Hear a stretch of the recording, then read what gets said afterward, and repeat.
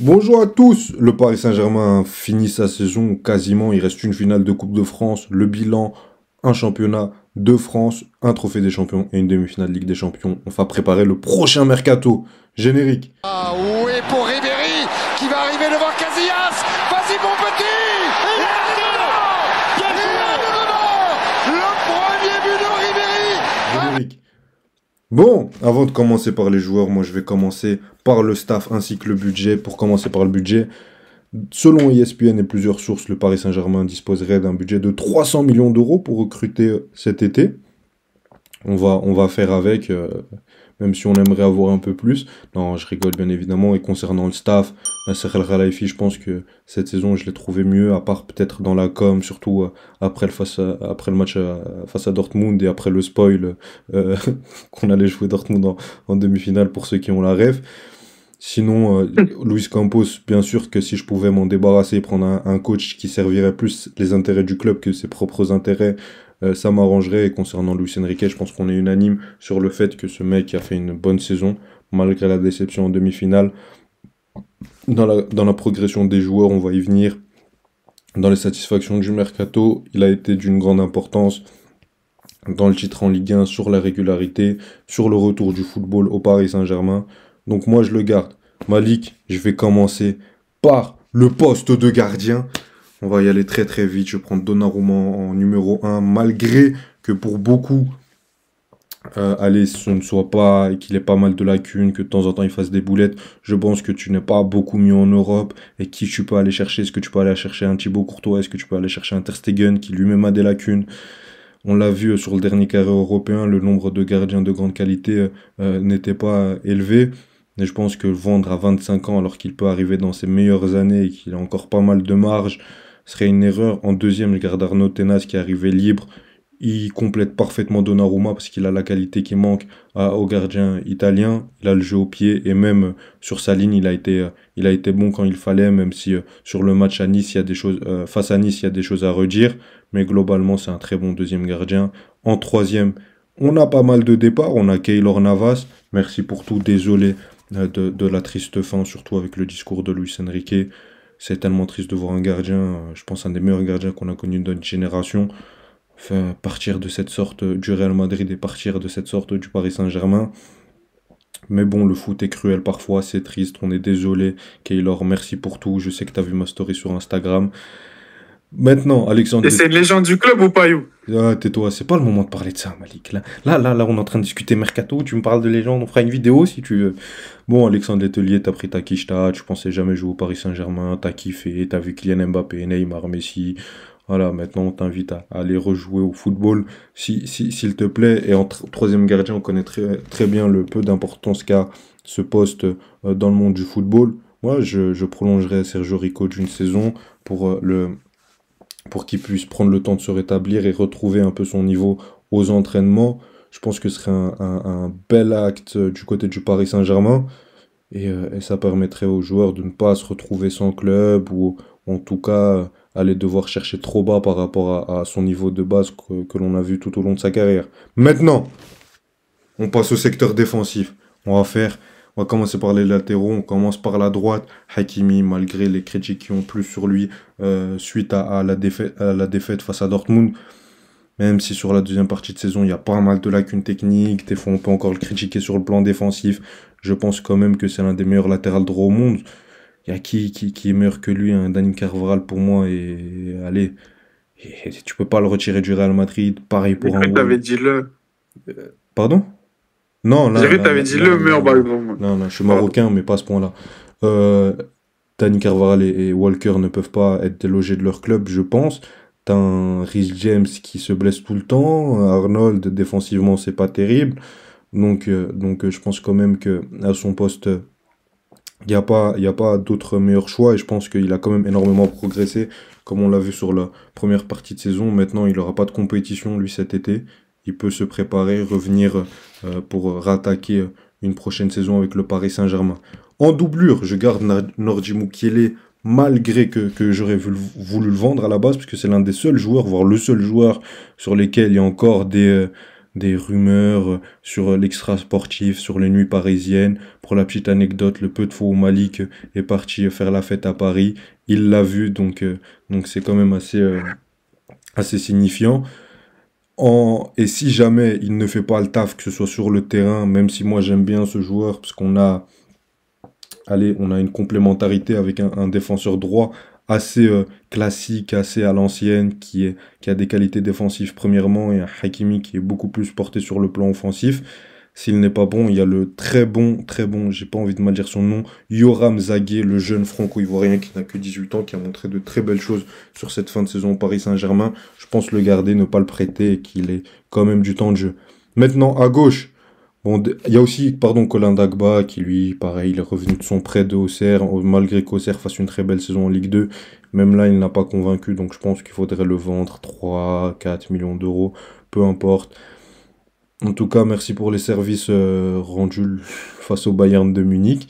Maintenant, sur le poste de latéral gauche, enfin Kurzawa va pouvoir redevenir un footballeur et arrêter de streamer sur TikTok. C'est parti de Call of Duty. Sinon, on a Nuno Mendes, je pense, l'avenir à ce poste-là dans le football européen et dans le football mondial. Bien sûr qu'il faut le garder malgré toutes ces lacunes défensives. Toutes ces lacunes, oui, défensives et surtout au niveau des blessures. Moi, c'est surtout ça qui me gêne sur le joueur portugais. Maintenant, en tant que doublure, tout ce qu'on a vu tout au long de la saison, c'était plutôt un profil comme Lucas Hernandez, beaucoup plus défensif. C'est un défenseur central pour moi, c'est pas un latéral gauche. Et donc, beaucoup voudraient trouver une recrue pour le remplacer. Et pour moi, la recrue est déjà au club. Ou en tout cas, reviendra déjà au club. Pour moi, c'est Juan Bernat. Oui, Juan Bernat, c'est peut-être pas le nom le plus sexy, c'est peut-être pas le profil le plus incroyable, mais honnêtement, faut pas oublier que quand il était arrivé, on a taré le PSG d'acheter le troisième latéral du Bayern, moi le premier, et au final, quand on regarde, il a très peu de matchs ratés, il a réussi de très bons matchs face à de belles équipes, donc moi je garderais Juan Bernat en tant que doublure de Nuno Mendes, et au pire, t'as un Lucas Beraldo, un Lucas Hernandez qui peut jouer à ce poste-là.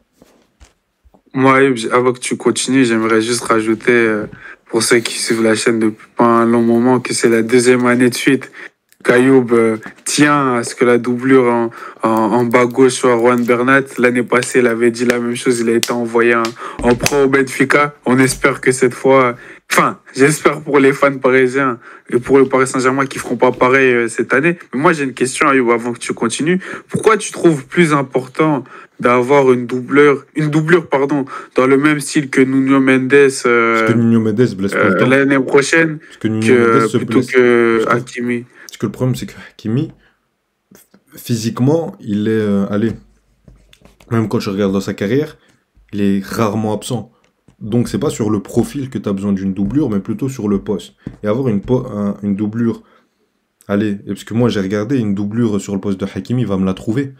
Tu vois, moi, j'ai eu du mal à regarder. Avec le budget qu'on a, je pense qu'il y a des points d'aller plus Et pourquoi importants tu prends ailleurs. pas celui que t'avais proposé à la Juve, Ayoub? Stephen Posch, Les joueurs de Bologne, ouais. Je trouve pas qu'il pourrait. c'est un rôle beaucoup plus défensif qu'offensif, même s'il a des belles qualités techniques. Pourquoi pas si tu vends Mukiele, après est-ce que tu vas réussir à vendre Mukiele pour la même somme que Poche? Moi les 300 millions je les ai dépensés ma ligue, j'ai tout claqué. Vous allez le voir, je vais vous Ah, régaler ok. avec ce mercato. Mais oui, si c'est possible d'avoir une doublure et que ça rentre encore dans le budget, pourquoi pas, mais je pense pas que ce soit la priorité encore une fois. Je pense que Hakimi peut encore progresser et faire une très belle saison. Si c'est pas le cas, j'espère, c'est mon frère marocain qui va pas me foutre la honte. Bon, on va passer au poste de défenseur central pour moi. On a Marquinhos, très clair, on le garde, c'est le capitaine, 30 ans. Ça fait un moment qu'il est au Paris Saint-Germain. Cette saison, au niveau du caractère, on a vu qu'il est revenu plus sérieusement. Maintenant, à côté, c'est l'hécatombe. Je vais prendre poste par poste, mais on a Nuno Mendes, je suis un fou. Lucas Hernandez et Presnel Kimpembe, deux joueurs, deux internationaux français au poste de défenseur central gauche qui sont blessés. Lucas Hernandez, c'est sa deuxième grosse blessure. Quand il est arrivé, on avait pas mal d'inquiétudes. On aurait pu le vendre s'il n'était pas blessé, même si pour moi, il fallait le garder. Mais bon, maintenant, il reviendra vers octobre, donc c'est un sujet quand même assez inquiétant. À côté, on a un Presnel Kimpembe. Pour moi, je savais pas trop ce qu'il fallait en faire. Et là, on a vu le PSG se précipiter encore une fois. On voit qu'on n'apprend pas des erreurs du passé et le prolonger en décembre 2023. Est-ce que c'était la bonne chose à faire? Je sais pas. Maintenant, on a Presnel Kimpembe qui est là. Moi, j'ai pas trop envie d'attendre de Presnel Kimpembe. Il a, allez, il va revenir de blessure, on sait même pas quand, dans quel état il va revenir physiquement, mentalement. Ça va être très difficile. Pour moi, Lucas Hernandez doit être dans la rotation, comme Lucas Beraldo ainsi que, euh, que Danilo Pereira. Lucas Beraldo est un défenseur central choisi par Luis Enrique qui est un peu dans sa philosophie de jeu, qui a montré de belles choses. Faut pas l'oublier, il va avoir 21 ans, ce n'est qu'un 2003, il est encore très jeune, il joue au Brésil. Pour moi, dans la rotation du PSG, avec un PSG qui va jouer 3 matchs en plus de Ligue des Champions sur les phases de poule avec le nouveau format, c'est très important. Maintenant, et Danilo Pereira, oui, je l'ai dit. Maintenant, au poste de défenseur central, il y a un truc très important. C'est qu'on va arriver dans une saison, on va jouer très tôt la Ligue des Champions, en août. En septembre, pardon.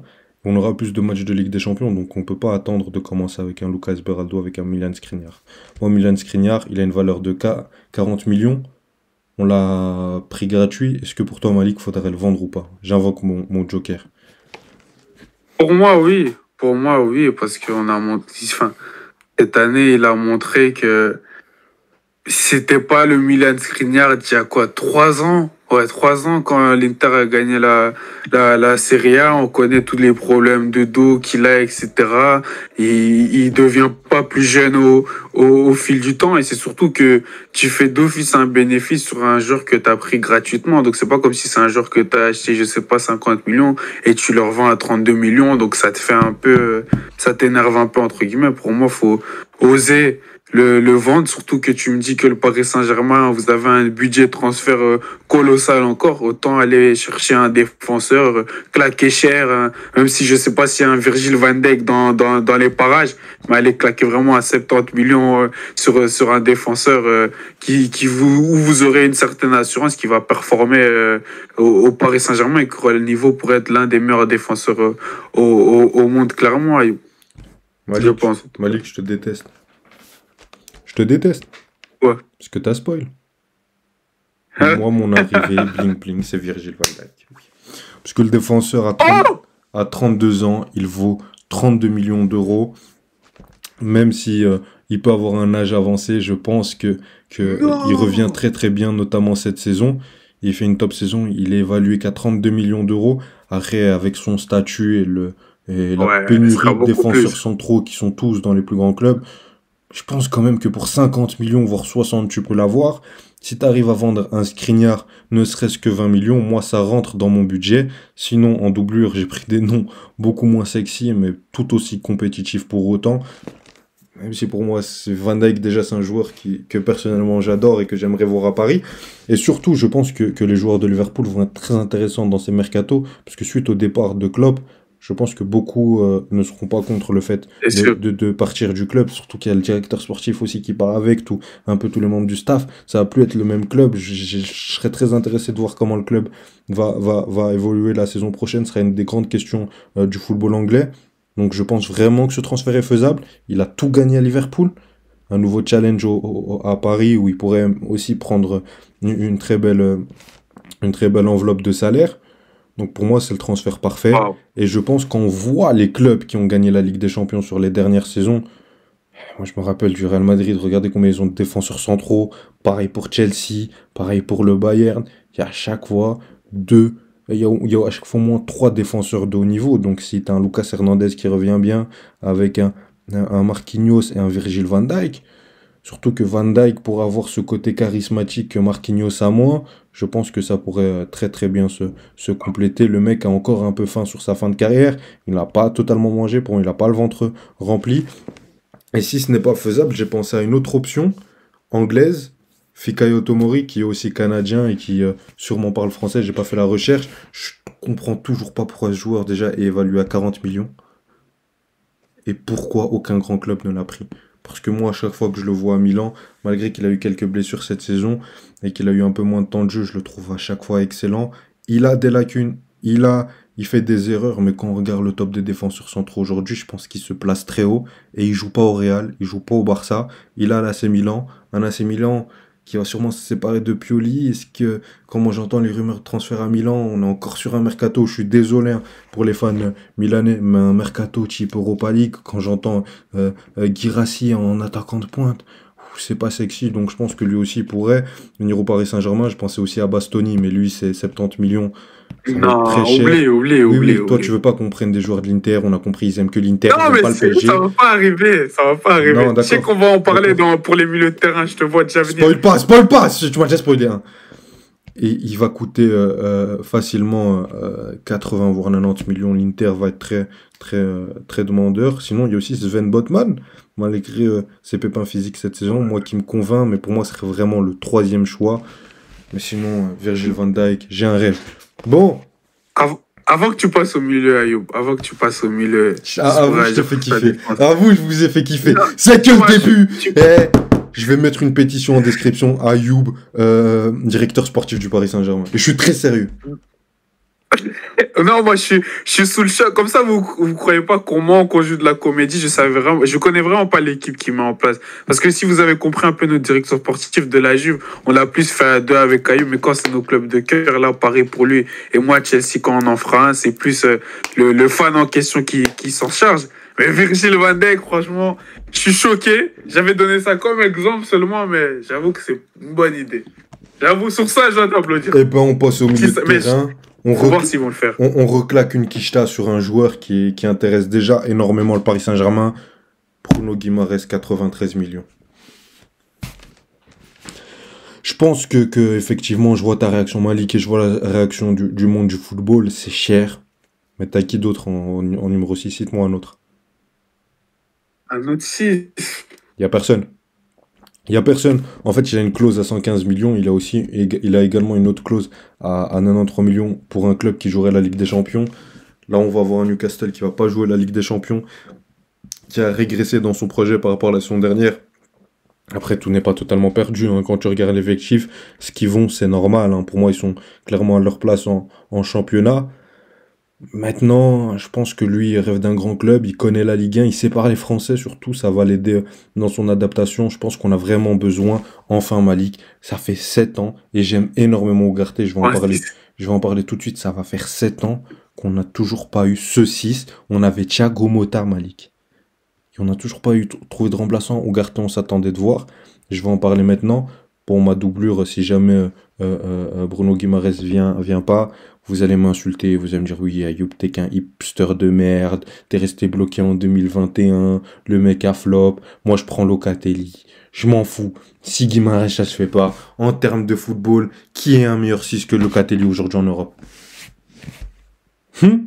Parce que tu vas chercher qui? Un Chouameni, un Kamavinga, un Kroos? Non, on sait très bien que ces mecs-là ne viendront pas. Un Frenkie de Jong, moi j'ai pas envie que le mec floppe encore dans mon club. Pourquoi? Donc, le mec, pour moi, est-ce que 6 c'est vraiment son boss? Je sais pas. Pour moi, son boss, c'est 6 dans un double pivot. Pour moi, c'est ça son poste. Et Frenkie de Jong, je vais vous le présenter Pas en bientôt sentinelle. dans un prochain club. Donc, abonnez-vous, activez la cloche.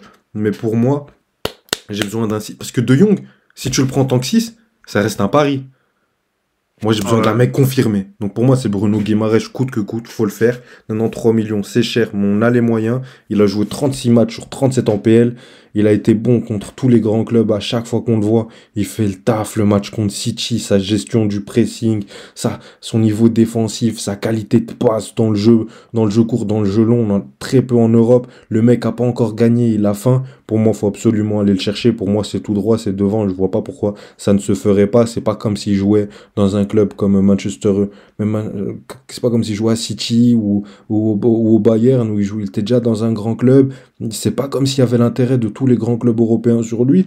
Donc pour moi, ça doit. Il y a des intérêts, mais il y a pas. Je vois beaucoup plus de rumeurs du côté du Paris Saint-Germain et beaucoup plus d'intérêt du côté de ce club. Donc pour moi, ça devrait se faire en doublure. Ougarté. J'ai pas envie de pleurer, je m'étais promis de pas le faire, mais c'est un peu trop dur. Il y en a beaucoup qui veulent te vendre. Moi, je te vends pas jamais de la vie, Ougarté. Bon, dans l'idéal, j'aimerais te vendre. T'as toujours la même valeur Ougarté, non. avec laquelle on t'a acheté, mais je pense pas que te vendre, ce serait la bonne idée. Moi, je pense que t'as besoin de temps de jeu et j'aimerais te prêter. si possible dans un club type Leipzig, Dortmund, un club où tu auras énormément de temps de jeu, tu vas jouer toute la saison. Parce Tu le qu'avoir gardes pas en doublure, Ayoub.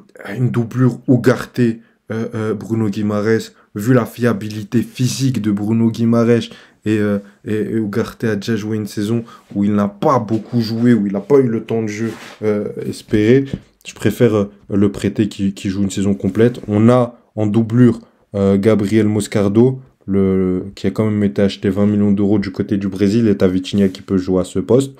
Moi, je préfère réhabiliter Vitinha au poste de numéro 8, mais je garde pas En Ugarte 6, en termes. cette année, Ayoub, hein. Pardon? En 6, il a bien joué cette année, Oui, oui, Vitinha. oui, oui, oui. Enfin, tu finiras ton milieu, mais Oui, oui, mais en numéro 8, c'est le meilleur poste. Laisse-moi finir le milieu, après tu me corriges tout. ouais, t'inquiète. Maintenant, parfaite transition. Moi, je réhabilite Vitinha au poste de milieu central gauche. Je pense que c'est son meilleur poste, même s'il a été très très bon en tant que 6. Si tu le mets un cran plus haut, je pense qu'il peut être encore meilleur. Il a pris énormément de confiance sur les frappes, sur les passes dans les petits espaces. On a vu que Luis Enrique l'aime beaucoup. Pour moi, c'est son meilleur poste et il doit jouer là. En doublure, je garde Fabian Ruiz parce que malgré les critiques qui peuvent pleuvoir sur lui, bon, pour moi, les critiques, c'est plus sur le fait qu'il ne doit pas jouer, il doit pas être la priorité sur un huitième de finale de Ligue des Champions. Sur une demi-finale de Ligue des Champions, pardon, mais il a quand même pas mal de vertus sur le jeu sans ballon et que c'est un très bon joueur de complément. Tu vas énormément jouer cette saison, faudra faire tourner. À côté, je garde aussi Kangingli qui a aussi cet ADN de milieu de terrain très technique qui peut créer pas mal de jeux. On l'a vu plus haut, on l'a vu en termes de milieu de terrain. Maintenant à droite, les gars, non, je vais d'abord commencer par les mecs qui vont se casser de mon club. Carlos Soler. Merci pour la douille, on t'a acheté 18 millions, si on peut le revendre 10. Tu peux faire une pause sur ça, Ayoub. 10, non, il n'y a pas de pause. Tu veux dire quoi sur Carlos Soler? Pas sur moi, je veux dire sur Solaire que j'ai aimé l'optimisme que tu avais eu la saison passée en disant qu'avec Luis Enrique, peut-être qu'avec le football espagnol, ça allait aller. Parce que c'est un joueur de système. Au final, non. Il l'a fait. C'est vrai, c'est vrai. Et pourtant, Luis Enrique, il a essayé partout. Il a essayé latéral droit, essayé, mais... numéro 6, numéro 8, ailier droit. Il n'y a rien qui a fait. Casse-toi! 10 millions d'euros, si bêtise. Ayoub a cru en lui. Je veux juste préciser pour ceux qui ne savent pas. J'ai cru en lui un peu comme ce qu'on a vu de Fabien Ruiz cette saison. Je m'attendais pas à qu'il devienne titulaire. Je m'attendais pas à qu'il fasse la saison de Vitinha, qu'on soit bien clair. J'ai beaucoup plus cru en Vitinha qu'en Carlos Soler d'ailleurs. Sinon, il y a le petit Mayoulou, Ethan Mbappé. Je pense qu'il faudrait prêter, même si Mayoulou est en fin de contrat, selon les rumeurs, il va signer ce lundi son contrat professionnel. Donc je pense que... Ethan, faut le prêter. Je pense qu'il faudrait le prêter en Ligue 2 ou alors le garder dans l'effectif, mais il va avoir encore peu de minutes. On voit qu'il est assez bon avec les jeunes, donc je pense qu'il est prêt pour un prêt d'un an, peut-être dans un club de Ligue 2 ou de Ligue 1. Il y a Ayman Kari qui revient également de blessure. Moi, j'aimerais bien encore le prêter. Il a été prêté à Lorient, il a fait une bonne saison. Maintenant, j'aimerais bien le prêter dans un club un cran au-dessus, je sais pas, un Lens. Je pense qu'il recherche un milieu de terrain, ou en tout cas, il y a des trous à ce poste-là, ou dans un club de redivisé, ou en tout cas qui passe un cap, un peu comme Xavi Simons. Il y a eu... où il a joué d'abord au PSV, puis à Leipzig, et puis on a vu qu'il était apte à être titulaire. Maintenant, on a dit qu'il partait. On va passer à droite, on a Warren Zaïre-Emery, le crack parisien qui a 18 ans. Il a 18 ans, il vaut 60 millions. Je vais pas dire mon âge, mais je vaux 3 euros. Non, je rigole. Non, je rigole. Mais plus sérieusement, Warren Zaïre-Emery, c'est un crack, mais je pense que malgré tout, ça doit rester un joueur de complément, qu'il n'a pas sa place en tant que titulaire au Paris Saint-Germain, ou en tout cas dans un Paris Saint-Germain qui veut être au niveau d'un Real Madrid, qui va encore se renforcer avec Kylian Mbappé, peut-être Alphonso Davies encore, qu'un Bayern qui va recruter, qui va pas laisser le fait d'avoir perdu la Bundesliga, qu'un City qui est énorme, qu'un Arsenal qui est énorme. Si tu veux être au niveau de toutes ces équipes-là, qu'un Inter Milan qui est énorme, je pense qu'il va falloir recruter. Pour moi, pareil j'ai oublié le nom, que Bruno Guimaraes, pour moi c'est tout droit. C'est Bernardo Silva, le joueur de Manchester City. Je pense qu'il a fait son tour dans l'équipe des Citizens. À l'heure où on parle, on ne sait pas encore si City a gagné le titre. Probablement que oui, probablement que non. Je pense quand même qu'il a fait le tour. Il a gagné sa Ligue des Champions. Il a gagné plusieurs premières ligues. Ça fait un moment qu'il veut partir. Il est en très bonne entente avec Luis Campos. Et c'était soit le Paris Saint-Germain, soit le Barça. Et quand on voit la déclat de Xavi, on vous invite à regarder la vidéo d'hier. Hein, le mec, je pense pas qu'il ira au Barça avec ses 80 millions d'euros de valeur marchande. Donc pour moi, Mais il a une Bernardo, clause libératoire, non? une clause libératoire à 60 millions. Mais je crois que si vous pouvez, hein. Parce que je crois que j'ai vu un truc, enfin un article en tout cas de RMC qui disait justement en tout cas c'était vers le mois d'avril que voilà, Bernardo Silva il était prêt à pousser pour que sa cause libératoire elle soit payée et que City allait pas forcément y mettre un affront, quoi, tu vois. Trop de résistance. Ouais, je suis C'est pour rajouter ce que tu je dis. suis complètement d'accord. Pour moi, il faudrait lever la clause à 60 millions. Et même les 80 millions, il a encore 29 ans. Il peut encore montrer pas mal de choses. La ville de Paris l'intéresse, le projet de Paris l'intéresse et c'est totalement le joueur Luis Enrique compatible. Si Bernardo Silva, c'est pas compatible, je vais relancer la même piste que la saison dernière. Nicolo Barella, 75-80 millions pour Mali qui viendra jamais à Paris parce que l'Inter c'est 10 fois mieux que Paris. D'accord. Ah, parce que Là, c'est l'effectif. l'Italie. Non, oui, Il d'accord, va parce pas que c'est quitter son l'Italie, oui, les pays. joueurs italiens ne partent jamais dans d'autres clubs. L'histoire nous l'a prouvé encore une fois. Merci. Si on comptait les Italiens qui ont joué en Europe, tu serais étonné, Mali, qu'on disait la même chose des Anglais. Regarde Kane, qui est parti au Bayern, il y a toujours des cas exceptionnels. Et je pense que si t'es Paris et que t'arrives ni à recruter Bernardo Silva ni Barella, ce serait quand même inquiétant. Je pense que tu peux recruter un des deux. Je pense qu'en priorité, Bernardo Silva plairait plus à Luis Enrique que Barella, mais les deux sont faisables et les deux sont intéressants et ont plus ou moins la même valeur marchande.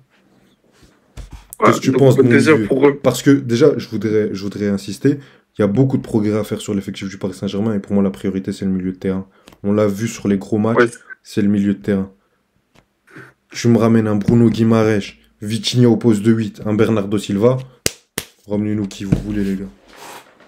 Non, je Non, rigole, mais... clairement, clairement, ce que j'allais dire, c'est que j'avais le plus d'intérêt d'entendre ce que tu allais proposer, Ayoub, parce que je pense aussi que votre priorité numéro une dans ce mercato, c'est améliorer votre milieu de terrain, clairement, qui n'était pas dans les meilleurs européens, je pense, cette saison, même si vous avez fait une demi-finale. Mais pour revenir brièvement sur Barella, je me suis mis à sourire dès que Ayoub a dit son nom parce que encore une fois, dans le directeur sportif de l'année passée, c'est un joueur que Ayoub voulait déjà crier pour avoir.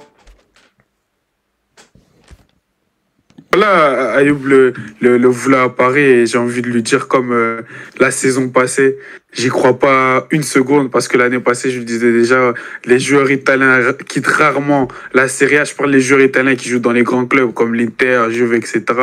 Quittent rarement le championnat italien, mais en plus dans une Inter qui a fini championne, qui était en finale de LDC l'année d'avant, qui n'a pas perdu pour l'instant, en tout cas, la plupart de ses joueurs. Je ne vois pas l'intérêt que Nicolo Barella aurait, à part que c'est la ville lumière et c'est la ville fashion, comme j'aime bien déranger Ayoub. Donc moi, j'arrive même pas à croire en fait en ce transfert, même si on sait qu'on n'est pas dans la réalité exacte, dans ces mercato idéal. Et sur Bernardo Silva, ça m'étonne pas que tu l'aies proposé, parce que je pense que c'est la solution logique. C'est le joueur qui colle parfaitement à comment Luis Enrique veut jouer. Il a l'opportunité de jouer dans le milieu comme jouer en ailier. Je sais pas ce que tu vas faire devant. Donc non, pour moi, c'est un choix logique et vraiment Paris. Vous devrez faire de Bernardo Silva réellement l'une de ses priorités. Les négociations, Luis Campos, comme tu l'as dit, ce serait parfait. Et moi, j'avais juste un petit... Il parle français aussi, ça qui est important. Ouais, il a joué en Ligue 1, bêtement. Il a joué en Ligue 1, donc clairement, Bernardo Silva, Il est c'est intéressé une par le piste projet. parfaite. Bon, donc pour moi, Rempli. tous les mecs que j'ai pris, à part Van Dijk où il y a encore une interrogation, mais Guimaraes et Silva, pour moi, Ouais, déjà, ils sont Guimaraes pistés aussi. par le PSG, ils ont joué en Ligue 1, ils parlent la langue et ils sont intéressés, normal de ce qu'on entend. Après, je connais pas Bernardo Silva personnellement, ni Guimaraes, mais ils sont intéressés par le projet. Donc c'est les joueurs qui te Non, font. c'est vrai. C'est vrai. Mais moi, c'est aussi sur l'aspect en fait de Vitinha. Parce que toi, tu trouves que son meilleur poste, c'est en 8. Mais pour l'instant, sa meilleure saison en pro, Ayoub, ça a été cette saison pour moi et c'était en 6. C'est pour ça que j'ai cette peur vers cette là où saison, il a été le meilleur. Il a été le meilleur. Je peux finir. Pardon, mais parce que je te réponds sur ça. Sur la fin de saison, certes en 6, mais sur le début de saison, quand il jouait milieu gauche et qu'il devait défendre pour Mbappé, il était très bon, je le disais déjà, alors qu'il jouait pas à son poste. Quand il jouait vraiment milieu central, il était très très bon. Et quand il jouait 6, il était très très bon. Maintenant, je pense que si tu veux tirer le 100% de Vitinha, c'est en termes de numéro 8. Non, j'entends, mais en fait, la manière dont je l'ai vu jouer sur la fin de saison en 6, je l'ai trouvé meilleur que sur le début de saison, comme tu l'as dit, quand vous jouez dans un système aussi différent au début de saison, qui faisait que je croyais que dans la manière dont tu allais construire ton milieu, tu voyais Vitinha en 6. Je ne savais pas que tu le voyais en 8, parce que moi, je le voyais en 6 dû à ce qu'il avait montré qu'il pouvait faire, et donc je ne sais pas comment Luis Enrique va aussi réfléchir par rapport à ça. La chance qu'on a, c'est d'avoir un entraîneur comme Luis Enrique qui sait s'adapter. Maintenant, imaginons que Vitinha en 6, t'es un peu moins content. Tu peux mettre Bernardo Silva en milieu central gauche, Guimarães en milieu central droit, parce qu'il a déjà joué à ce poste-là, et Vitinha. On joue en 4-2-3-1 ou en 4-3-3. Et avoir Guimarães qui va te faire énormément de courses, avoir énormément de jeux à ce poste-là, et un Vitinha qui va plus réfléchir. Donc tu vois, ce qui est bien, c'est qu'avec le recrutement de Guimarães et la polyvalence et les compétences tactiques de Luis Enrique, tu solutionnes un problème qui n'est même pas encore présent. Tu vois? Donc pour moi, je préfère garder comme ça. Je pense que le meilleur poste de Vitinha reste 8. Je peux me tromper, mais même si je me trompe, je pense qu'avec ce mercato et avec les compétences du coach, on peut résoudre le problème. Maintenant, si tu es d'accord avec le milieu de terrain et que tu n'as rien d'autre à rajouter, on peut passer à l'attaque, je pense. Ouais, je pense aussi. L'attaque, je pense qu'on va faire très très vite. Je vais en choquer plus d'un. Bon, on va commencer par le poste d'ailier droit. Je voulais juste revenir sur le poste défenseur central. Il y avait Lenny Yoro, mais pour moi, c'est beaucoup trop jeune. Faut une saison de plus à Lille où le mec il me choque un peu plus, même s'il a d'énormes qualités. Même le Real compte l'envisager, compte le prendre pour 2025. Ça prouve que même eux ont encore pas mal d'attentes envers le joueur. Maintenant, au poste d'ailier droit, pour moi, c'est plus que clair. Je garde Ousmane Dembélé, je garde Asensio, t'as un titulaire, t'as un remplaçant. Même si Dembélé, sur les stats, a pas mal déçu sur la finition, t'es le premier à créer. Je pense que si tu rajoutes un Bernardo Silva dans sa zone avec un Hakimi, on peut avoir un côté droit plus que génial et plus qu'incroyable. Asensio, c'est une doublure qui va pas faire trop de bruit, que quand il est là, il répond toujours présent, il peut même jouer faux numéro 9 parfois. Donc je garderai ça. Maintenant, à gauche, comment combler le départ de Kylian Mbappé? Pour moi, c'était simple. T'as vu Xavi Simons, pour moi, qui devait démarrer en tant que titulaire, être en concurrence avec Bradley Barcola, parce que t'as deux profils complètement différents. Bon, t'as un Barcola qui peut aussi jouer à droite, hein, mais t'as un Xavi Simons qui a un rôle d'ailier créateur et Barcola un ailier qui percute. Donc t'avais le parfait complément. Maintenant, Xavi Simons, on en a fait une vidéo, allez la voir, on la mettra en description, ne jouera pas au PSG la saison prochaine. Maintenant, il faut le remplacer. Pour moi, il faut rentrer dans la même ADN que ton ailier droit. Il faut un ailier qui sache percuter, qui sache créer, qui sache faire des différences, qui sache jouer avec le collectif, et si possible, qui ait aussi une bonne finition. Et moi, j'ai retenu deux profils. Kvaratskhelia, mon chouchou, Kvaradona. Je pense que le joueur veut partir du Naples, surtout vu la situation. Il y en a beaucoup qui disent oui, c'était pas un crack, on l'a vu, notamment Daniel Rigolo, qui te dit oui, on a vu, il a fait qu'une bonne saison. Je suis désolé, mais cette saison, je connais très peu d'ailiers qui auraient surnagé comme ça par moment, même s'il n'a pas été régulier, mais quand tu vois l'effectif et la situation du Napoli, comment lui en vouloir?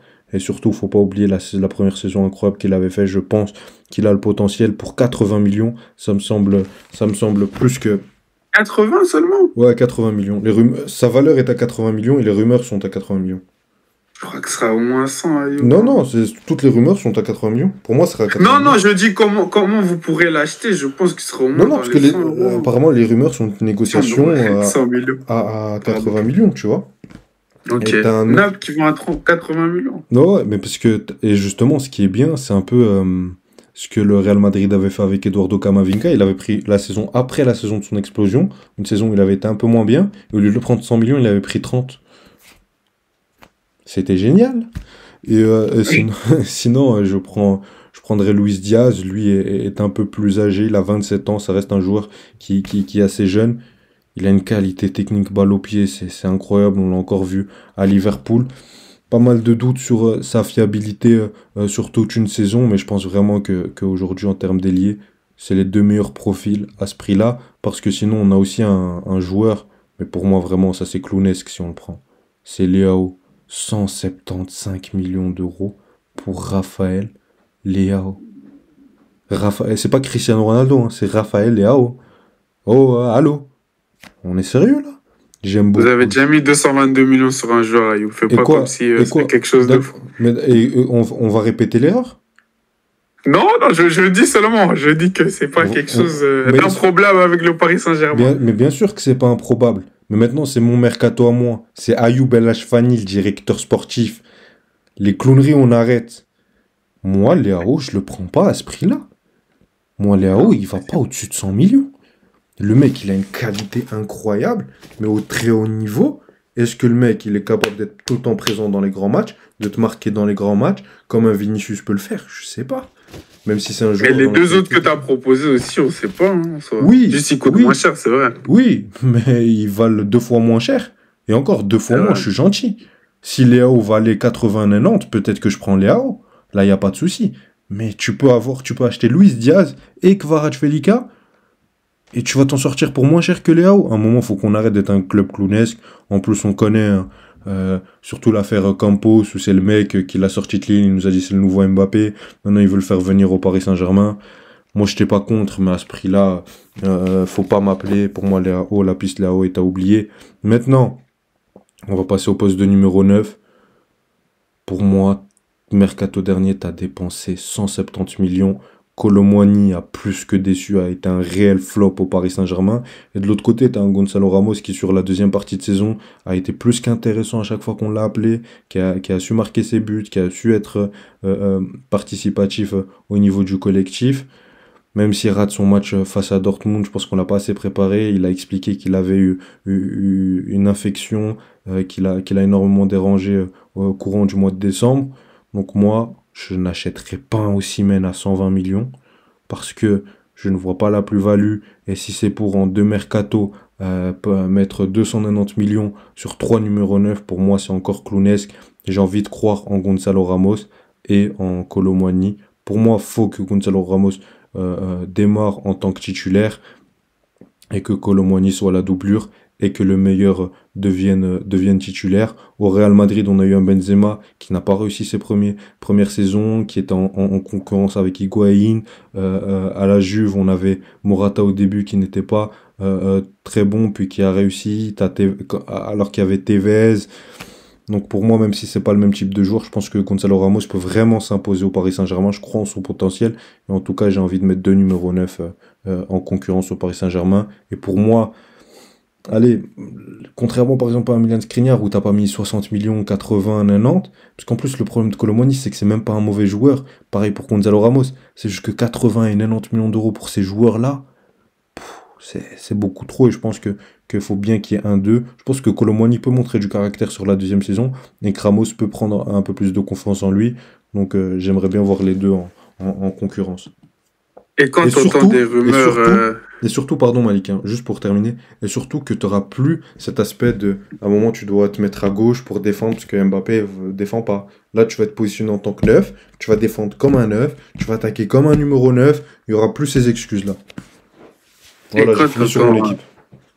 Et quand tu entends des rumeurs que Kolo Muani intéresse énormément Dortmund, etc., ou que une partie de votre fanbase est pour une vente de Kolo Muani, qu'est-ce t'en dis? Tu vas le vendre à Dortmund combien? 30 millions? Tu vas faire moins 3? Moi je suis sûr que Kolo Muani, s'il fait une très bonne saison en tant que doublure, la saison prochaine, tu as United qui vont te le chercher à 60-70 millions. Je suis sûr. Ou un autre club. Ou un Newcastle. Ou un, je sais pas. Ou un Chelsea.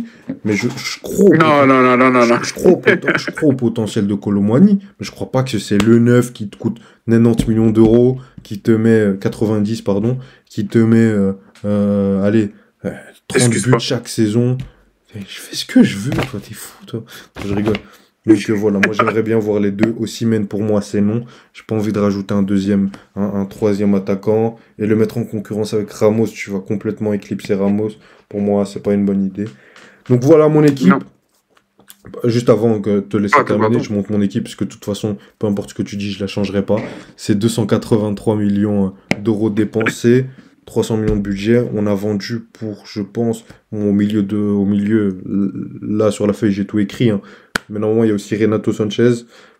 Paredes, je sais pas, je dois encore voir le dossier. Mais il y a quelques ventes en plus si possible. Ou d'autres prêts, tout sera noté. Vous voyez ça avant que Mali conclue avec ce qu'il pense de mon effectif et des dernières critiques qu'il a à dire. Dites-nous ce que vous pensez de ce mercato. Dites-nous qui vous auriez pris au Paris Saint-Germain. Dites-nous qui doit partir. Vas-y Malik, dis-moi ce que tu as à dire. Non. Non, moi, sur son attaque, surtout les ailiers, je trouve que c'est cohérent. Faut un ailier gauche de haut niveau, comme on avait besoin de défenseurs de haut niveau, même si bien sûr Van Dijk est beaucoup plus confirmé, a beaucoup plus montré dans des matchs de haut niveau par rapport à Kvara et Luis Diaz. Mais bon, on a l'impression quand même de connaître la qualité de ces joueurs. Et sur les neufs, je suis d'accord avec toi. C'est surtout le fait que, en termes de neufs dans le football actuel, il n'y en a pas toujours énormément. Osimhen, j'ai l'impression que c'est surtout parce qu'il y a que lui, limite. Il Il y a y a que Osimhen, deux autres que tu peux acheter. Lautaro qui a prolongé à l'Inter et Haaland. C'est tout.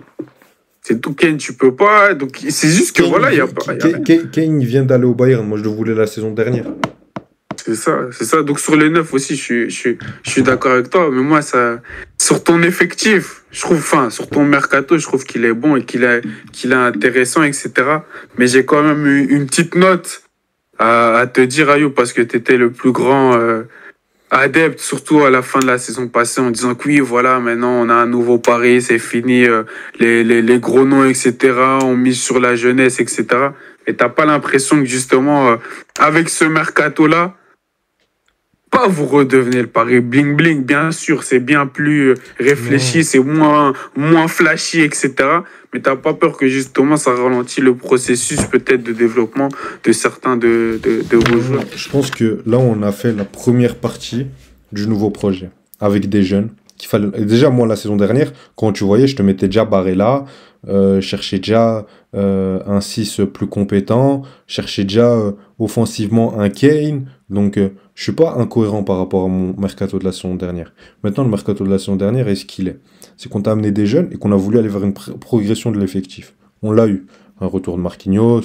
Donnarumma, moi je trouve quand même qu'en Ligue 1, globalement, il a fait le taf, et qu'en Ligue des Champions, il n'a pas été si mauvais qu'on veut nous le dire. C'est juste que quand il est mauvais, ça se remarque trop, et c'est ça son problème, c'est que quand il déconnecte, il déconnecte. Hakimi, je pense qu'il y a eu de la progression, je crois en son potentiel. Pour moi, si tu rajoutes un défenseur central, parce que moi je critiquais le mercato des défenseurs centraux, parce que tu avais un Kimpembe qui était toujours blessé, un Lucas Hernandez. Toute la saison, on attendait quand il allait se blesser. Je le disais, hein, allez voir la vidéo de la saison dernière. Et Milan Skriniar qui était dans un état physique lamentable, je le disais qu'il fallait quelqu'un. Je vais pas te ramener un défenseur central jeune, je vais pas te ramener les Ligues Euro pour te ramener un jeune, pour te ramener un jeune. À un moment, il faut pas un patron à ce poste-là. Tu as l'occasion d'avoir un pour, je pense, 50 millions d'euros max, voire 60 millions, avec grand max, qui est un top défenseur central. Pour moi, je suis désolé, mais Liverpool, il a encore fait une top saison. Tu veux que je te ramène qui? Saliba? Saliba, il va coûter 100 millions minimum. Et je pense pas qu'il veuille partir d'Arsenal maintenant. Je pense pas. À part s'il a le Real Madrid ou que le PSG, c'est son club de cœur. À gauche, je te garde Nuno Mendes. Au milieu de terrain, je te prends pas un Casemiro qui est en fin de carrière à 80 millions d'euros. Je te prends un Guimarães, puisqu'il y a une pénurie à ce poste-là. Bernardo Silva, un joueur de cette qualité-là, à 60 millions, c'est pas énorme. En ailier, je vais pas te chercher 180 millions à Léao et en attaque 120 millions aussi Osimhen. Je te prends un joueur. T'as Mbappé qui est parti. Mbappé, il va laisser une enveloppe de 90 millions parce qu'on l'a pas dépensé pour sa prime de fidélité. Avec, tu prends un ailier qui est compétent, qui n'a pas encore montré tout ce qu'il pouvait en Europe, qui est encore un jeune joueur, un Kvaratskhelia qui a encore 23 ans, qui doit encore progresser. Pour moi, on passe à la seconde partie du projet. C'est ce que je pense.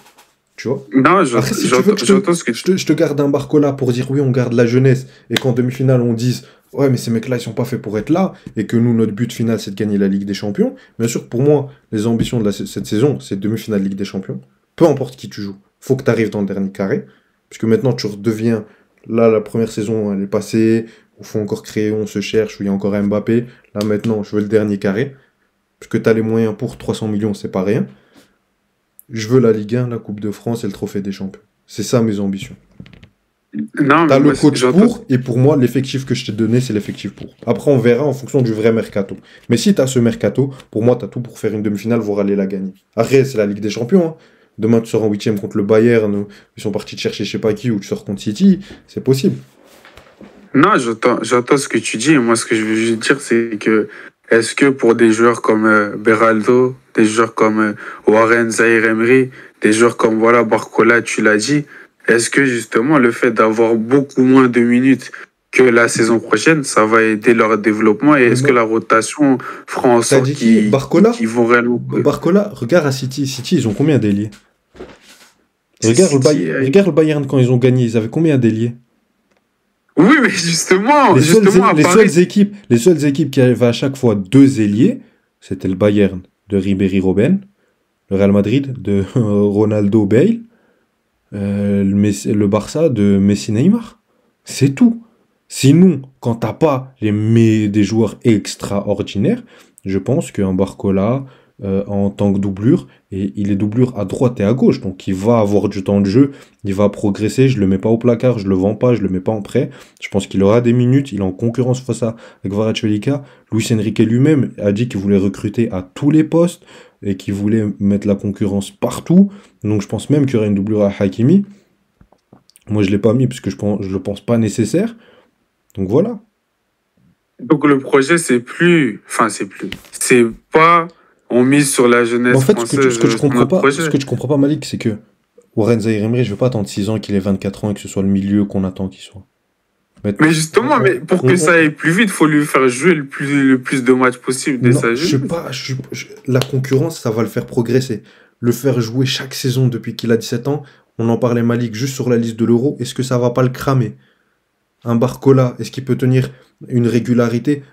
La première chose qu'on dit sur les jeunes joueurs, manque de régularité, manque d'expérience sur les gros matchs, et manque Mais comment ils vont acquérir l'expérience s'ils ne jouent pas les et matchs ils peuvent se cramer. Non, il va les jouer, mais petit à petit. Regarde le Real Madrid, comment ils ont intronisé un Tchouaméni, comment ils ont intronisé un Camavinga, comment ils ont introduit un Valverde, comment ils ont introduit un Rodrigo, comment ils ont introduit Vinicius. Vinicius, il n'y en a pas beaucoup qui seraient sortis comme lui. Hein. Le mec à 18 ans, avec toute la pression qu'il avait, comment il l'a supporté. Il n'y en a pas beaucoup, hein.